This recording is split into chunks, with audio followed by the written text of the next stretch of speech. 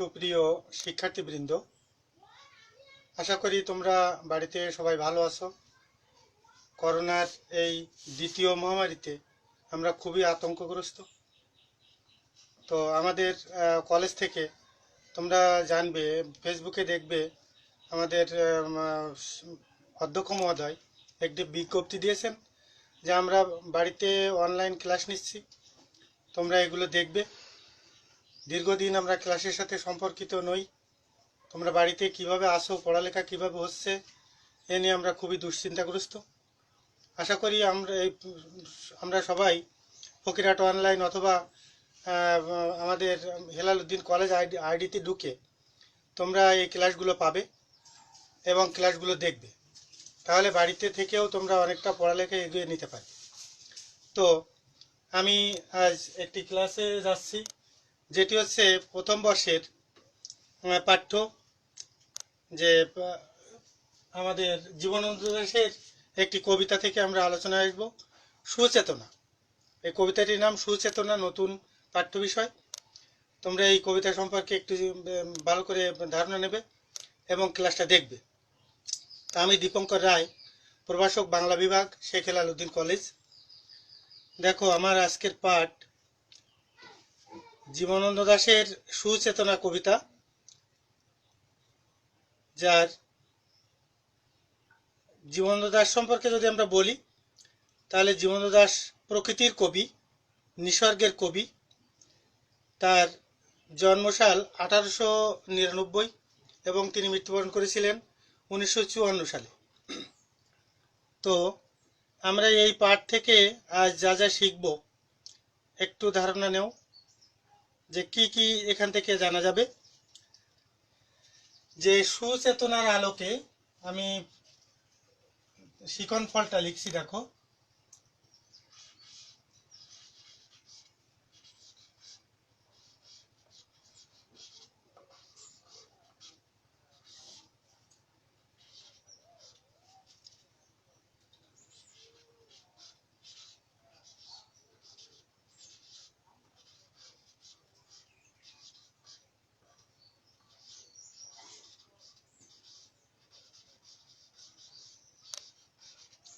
সুচেতনার আলোকে পৃথিবীর কর্মমুক্তি।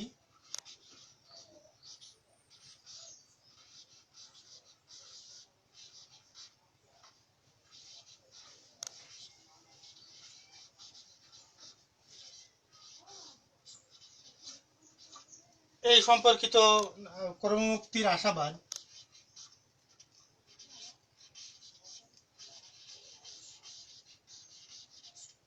তিনি এই সম্পর্কিত আলোচনা করেছেন।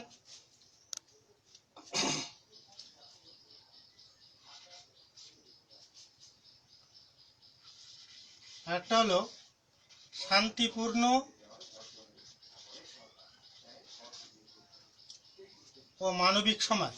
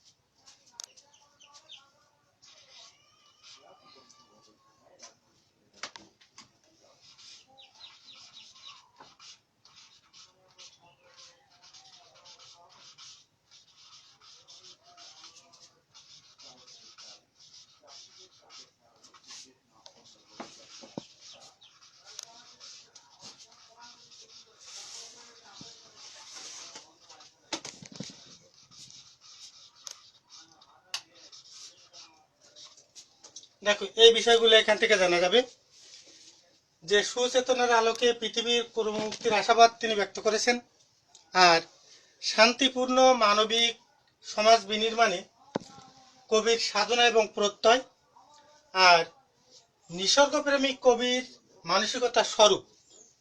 এই বিষয়গুলো এখান থেকে আমরা ধারণা পাব। তো এরপর দেখো আমরা কবির পরিচয় একটু জানবো। কবির পরিচয়টা কেমন? আধুনিক বাংলা কাব্যের অন্যতম শ্রেষ্ঠ কবি জীবনানন্দ দাশ। তার জন্ম 1899 সালের 17 ফেব্রুয়ারি বরিশাল জেলায়।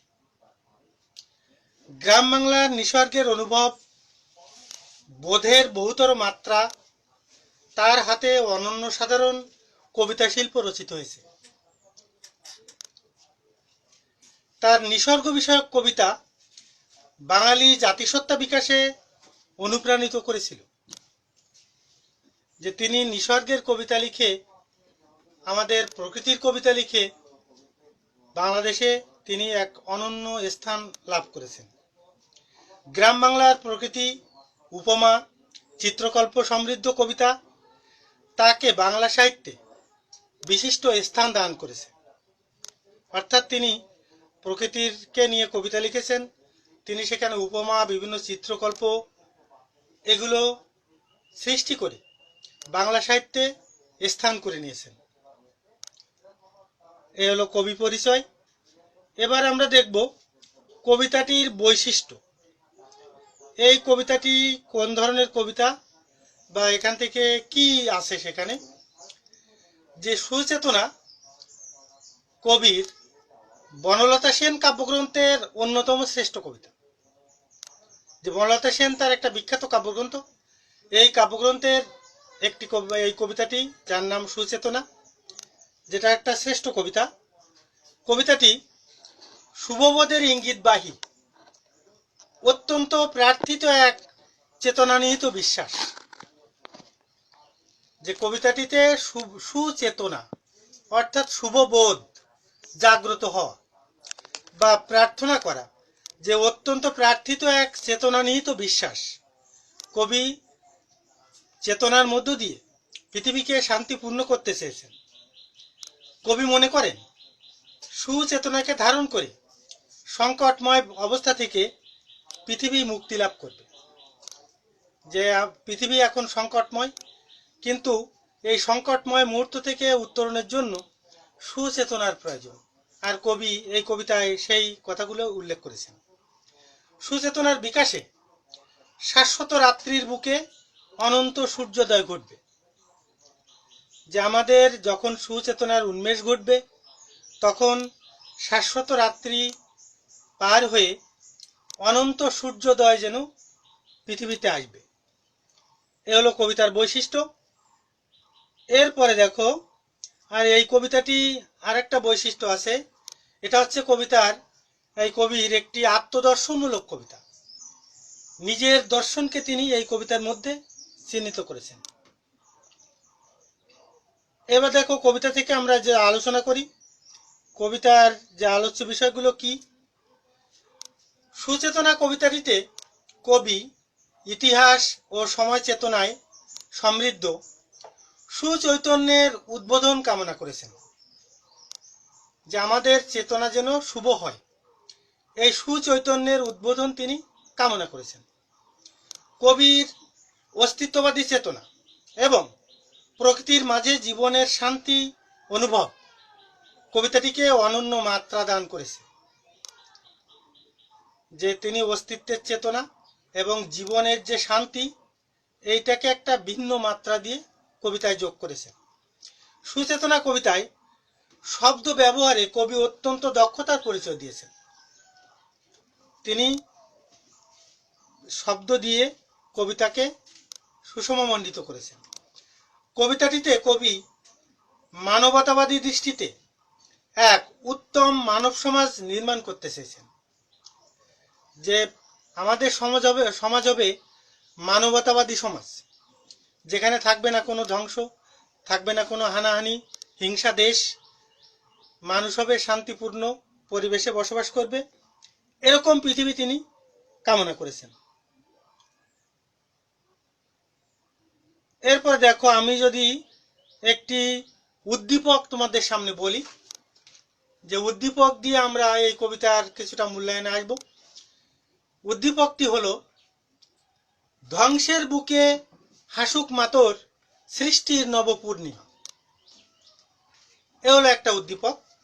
ধ্বংসের বুকে হাসুক মাতর, সৃষ্টির নবপূর্ণিমা। এই উদ্দীপকের চেতনা সুচেতনা কবিতায় সাদৃশ্যপূর্ণ। এই সাদৃশ্যপূর্ণ কিভাবে দেখো, এক নম্বর হলো নৈরাশ্য চেতনা, আশাবাদী চেতনা, ভাববাদী চেতনা, সাম্যবাদী চেতনা। যে সুচেতনার মধ্যে তিনি কোনটি বলতে চেয়েছেন? নৈরাশ্য চেতনার কথা বলেছেন, আশাবাদী চেতনার কথা বলেছেন, ভাববাদী চেতনার কথা বলেছেন, বা সাম্যবাদী চেতনার কথা বলেছেন। তাহলে আমরা একটু ধারণা করতে পারি তিনি কোন চেতনার কথা বলেছেন। তিনি বলেছেন আশাবাদী চেতনার কথা। এরপরে আছে উদ্দীপকে সুচেতনা কবিতায় ফুটে ওঠার দিকটি হলো, সুচেতনা কবিতায় যে দিকটি ফুটে উঠেছে তা দেখো, আমি কতগুলো উত্তর বলছি। এক, ধ্বংসাত্মক দিকটি পৃথিবীর শেষ সত্য নয়, অশুভের অন্তরালে আছে মুক্তির দিশা, আর পৃথিবীর কল্যাণ প্রতিষ্ঠায় রক্তপাত ঘটে। তিনটি কথা তিনি বলেছেন। ধ্বংসাত্মক পৃথিবী দিকটি শেষ সত্য নয়, অশুভের অন্তরালে আছে মুক্তির দিশা, আর পৃথিবীর কল্যাণ প্রতিষ্ঠায় রক্তপাত ঘটে। অর্থাৎ সবগুলোই কথা তিনি এই কবিতায় বলেছেন। তাহলে উত্তরটি 1, 2 ও 3।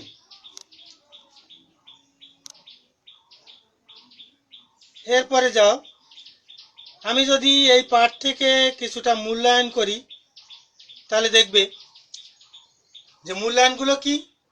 সুচেতনা কবিতাটি কোন কাব্যগ্রন্থ থেকে সংকলিত?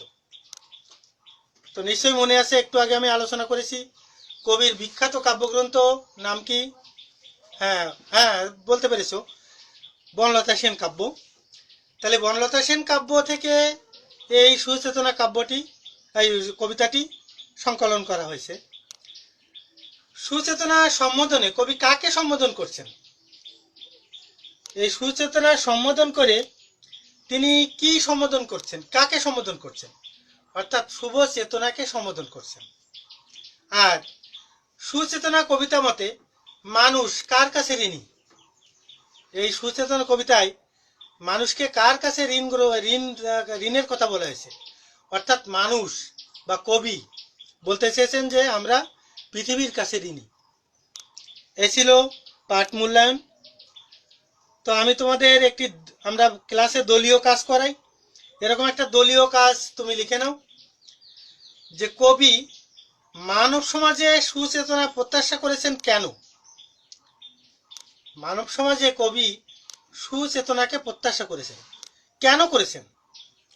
অর্থাৎ বিভিন্ন যুক্তি দিয়ে এই কথাগুলো তোমাকে বলতে হবে। এটা দলীয়ভাবে আমরা অনেক সময় ক্লাসে এগুলো করি। এই কাজটি তুমি লিখে নাও। আর একটা হলো, এবার আমরা বাড়ির কাজ দেব। দেখো, বাড়ির কাজ তুমি লিখে নাও, খাতা নিয়ে লেখো যে শান্তিপূর্ণ ও মানবিক সমাজ গঠনে সুচেতনা কবিতায় কবি আশাবাদের স্বরূপ বিশ্লেষণ করো। আবার বলছি, শান্তিপূর্ণ ও মানবিক সমাজ গঠনে সুচেতনা কবিতায় কবির আশাবাদের স্বরূপ বিশ্লেষণ করো। এই কবিতায় কবি কি আশাবাদ ব্যক্ত করেছেন? সুচেতনা কবিতায় যে শান্তিপূর্ণ মানব সমাজ গঠন করতে চেয়েছেন, এই কথাগুলো বৃহত্তর আকারে বা বর্ণনা আকারে তোমাকে বলতে হবে। তাহলে তোমরা আশা করি এই প্রশ্নটি লিখে নাও এবং বাড়িতে লিখবে। তারপরে কলেজ খুললে আমরা এটি মূল্যায়ন করব। তো আমি ক্লাসের শেষ প্রান্তে এসেছি। তোমাদেরকে এই অনলাইন ক্লাসে থাকার জন্য ধন্যবাদ জানাচ্ছি। আশা করি এই ক্লাসগুলো দেখবে এবং যেহেতু আমরা প্রথম থেকেই তোমাদের ক্লাসের সাথে আমরা সম্পৃক্ত হতে পারিনি, তোমরা এই ক্লাসগুলো দেখবে এবং এখান থেকে অনেক উপকৃত হবে এই আশাবাদ ব্যক্ত করে তোমরা বাড়িতে ভালো থাকো। যেহেতু লকডাউন চলছে, পথে ঘাটে বেরোনো উচিত নয় এবং মাস্ক ব্যবহার করতে হবে। যেহেতু করোনা দ্বিগুণ আকারে বৃদ্ধি পেয়েছে, তোমরা বাড়িতে ভালো থাকো, সুস্থ থাকো। ধন্যবাদ।